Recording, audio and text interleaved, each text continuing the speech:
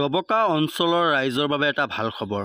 উল্লেখ্য যে ডবকাৰ বিভিন্ন যান বাহন চালকৰ বাবে এটা ভাল খবৰ ক'ব লাগিব। ডবকাত প্ৰথমবাৰৰ বাবে এনে এক বিপণী মুকলি হৈছে বা এনে এক বস্তু মুকলি কৰা হৈছে যি বস্তুত শ লোকৰ ইতিমধ্যে উপকাৰ হ'ব। এয়া দেখিবলৈ পাইছে। এয়া কি বস্তু হয় আপুনি নিশ্চয় কমেণ্ট কৰক বা জনাওক। সকলোৱে ভিডিঅ'টো শ্বেয়াৰ কৰক। এয়া হৈছে ডবকাৰ ষ্টেট ফেট NRL পেট্ৰল পাম্পৰ নিচেই কাষত মুকলি কৰা হৈছে গধুৰ বাহন ৱেইট কৰাৰ এই মেচিন। ইতিমধ্যে দেখুৱাইছোঁ। এয়া চাওক, মেচিনটো ইতিমধ্যে ডবকাত প্ৰথমবাৰৰ বাবে মুকলি কৰিছে। যদি আপুনি ব্যৱসায় কৰে বা বিভিন্ন ধৰণৰ বিজনেছ কৰে তেনেহ'লে আপোনাৰ বাহন বা বস্তু ৱেইট কৰাৰ বাবে যথেষ্ট অসুবিধাৰ সন্মুখীন হ'বলগীয়া হয়, কিন্তু এইবাৰ সুবিধাজনক হৈ পৰিছে। ডবকাত প্ৰথমবাৰৰ বাবে এয়া মুকলি কৰা হৈছে। এয়া চাওক, প্ৰায় দিনে নিশা খোলা থাকিব। যোগাযোগ নাম্বাৰো আছে, যোগাযোগ কৰিব পাৰিব।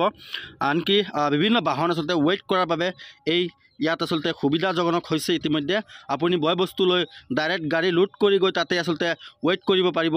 খালী বাহনখন ৱেইট কৰি আহিব, তাৰপিছত আকৌ ভৰ্তি বাহনখন গৈ ৱেইট কৰিব পাৰিব। গতিকে ভাল খবৰ ক'ব লাগিব ডবকা অঞ্চলৰ ৰাইজৰ বাবে, ডবকাবাসীৰ বাবে আৰু বিভিন্ন চালক সকলৰ বাবে এই ভাল খবৰটো আমি জনাই গৈছোঁ।